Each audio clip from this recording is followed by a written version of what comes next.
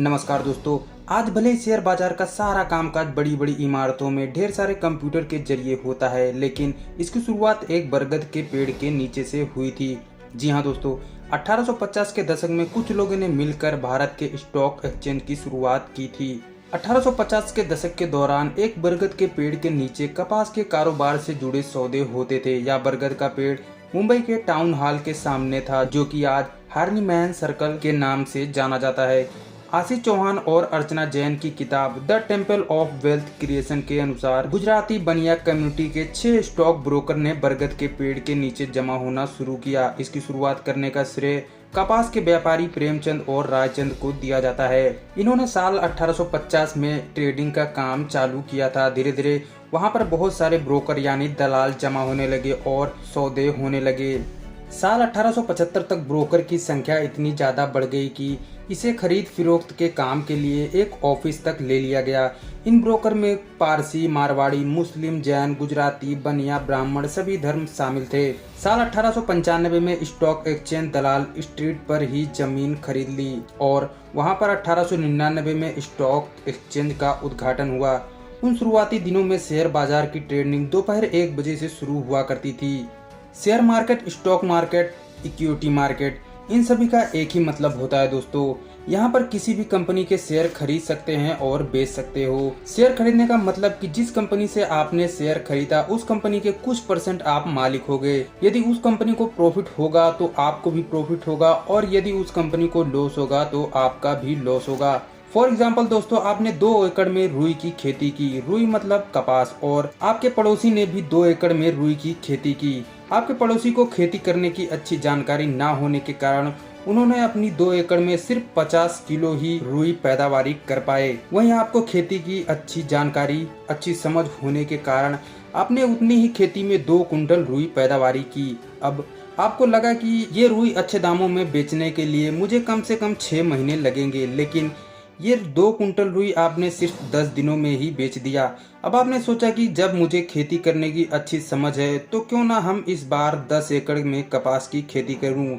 अब इसके लिए आपको जमीन लीज पर लेनी होगी, खेत में काम करने के लिए मजदूर हायर करना पड़ेगा, तो ऐसे में आपको पैसे की जरूरत पड़ेगी। तो आपने क्या किया दोस्तों, अपने दोस्तों रिश्तेदारों से पैसे उधार लिए और आपने जब प्रॉफिट कमाया तो उनका पैसा उधार चुकता कर दिया। अब आपने सोचा कि जब मेरा बिजनेस इतना अच्छा चल रहा है तो क्यों ना इस बार कपास की खेती 50 एकड़ में की जाए। तो ऐसे में आपको ज्यादा पैसे इन्वेस्ट करने की जरूरत होगी। जुताई, बोआई, बीज लाना, पानी लगाना, खेत में ज्यादा मजदूर हायर करना, तो ऐसे में आपके दोस्त रिश्तेदार तो काम नहीं आएंगे। तो ऐसे में आपके पास 1-2 ऑप्शन है। पहला तो आप बैंक जाएं लोन लेने के लिए। पहली चीज, बैंक से लोन लेने के लिए काफी झमेला करने के बाद आपको लोन मिल भी गया तो आपको 14 से 15% ब्याज देना होगा, जो कि आपके इस स्टार्टअप बिजनेस के लिए ठीक नहीं होगा। क्या पता आपकी खेती सही से ना हो पाई तो आप 14 से 15% ब्याज कैसे चुकता कर पाएंगे। उल्टा जो भी आपका पहला प्रॉफिट हुआ है वो भी लॉस में जाने लगेगा। ऐसे में आपके पास एक और ऑप्शन है, एंजल इन्वेस्टर। एंजल इन्वेस्टर आपको पैसे उधार नहीं देगी और ना ही पैसे का कोई ब्याज देना होगा।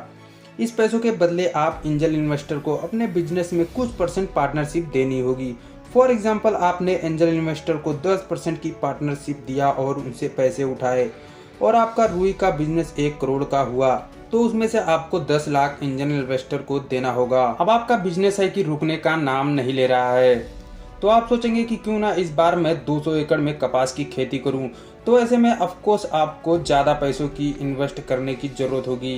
तो ऐसे में आपकी मदद करना एंजल इन्वेस्टर की भी बस की बात नहीं है। तो ऐसे केस में आपकी मदद करेगा वेंचर कैपिटलिस्ट। ये एक तरह की कंपनीज होती हैं। इनका काम यही होता है कि लोगों का स्टार्टअप बिजनेस देखें और उसमें पैसे लगाने का रिस्क उठाएं और प्रॉफिट कमाए। ये कंपनी आपको ऐसे ही पैसे नहीं दे देगी, उसके लिए आपको पूरी तरह प्रेजेंटेशन देनी होगी और आपकी प्रेजेंटेशन उनको पसंद आई तो वो आपके बिजनेस में पैसे लगाएंगे। और एंजल इन्वेस्टर, वेंचर कैपिटलिस्ट, ये सभी आपको इंटरनेट पर मिल जाएंगे। आपने एंजल इन्वेस्टर से पैसे उठाए, आपने वेंचर कैपिटलिस्ट से पैसे उठाए, इसके बाद भी आपका बिजनेस एक रुकने का नाम नहीं ले रहा है। तो इस बार दोस्तों आपने सोचा कि क्यों ना इस बार 1000 एकड़ में कपास की खेती करी जाए। तो ऐसे में ऑफ कोर्स आपको बहुत ज़्यादा पैसे इन्वेस्ट करने की ज़रूरत पड़ेगी। तो ऐसे में आपकी मदद करेगी आम जनता, आम लोग। आम लोगों को आप अपने बिजनेस में पार्टनरशिप देंगे तो लोग आपको पैसे देंगे। जब पहली बार कोई कंपनी पब्लिक के पास जाती है तो उसे कहते हैं आईपीओ, इनिशियल पब्लिक ऑफरिंग। जिस भी कंपनी के नाम पर पब्लिक लिमिटेड लिखा होता है, समझ लीजिए कि वो पैसे पब्लिक से उठा चुकी है और मार्केट में जाकर उस कंपनी के शेयर आप भी उठा सकते हैं और बेच भी सकते हैं। कंपनी के शेयरों में एक ध्यान देने वाली बात है कि दोस्तों, हर कंपनी के शेयर की एक वैल्यू होती है। यदि कंपनी की वैल्यू 1 करोड़ की होती है तो वो कंपनी 1 रुपए प्रति शेयर के 50 शेयर बना सकती है या फिर 50 पैसे शेयर की 1 करोड़ शेयर भी बना सकती है, क्योंकि दोस्तों जो कंपनी है वो 50% की हिस्सेदारी खुद रखती है ताकि कंपनी के सभी डिसीजन वो खुद ले सके। यदि कंपनी ने 50% से ज्यादा शेयर खुद ना रखकर इसे 50% में से ही कुछ शेयर बेच देगी तो जो शेयर खरीद के रखेगा वो तो मालिक बन जाएगा। ऐसे में कंपनी क्या करती है दोस्तों कि अपना मालिकाना हक का शेयर कभी नहीं बेचती।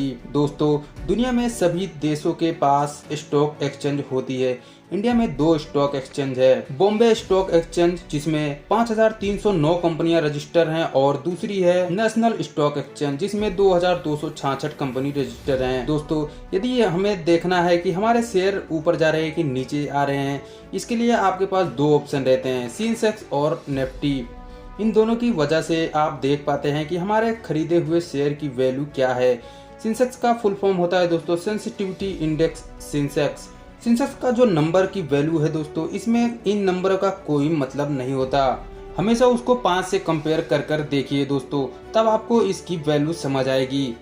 ऐसे ही हमारा निफ्टी भी काम करता है दोस्तों, नेशनल +50। इसमें क्या होता है दोस्तों, टॉप 50 कंपनीज के शेयर वैल्यू मार्केट में क्या चल रहा है उसी के हिसाब पर सभी कंपनियों की शेयर वैल्यू लगाई जाती है।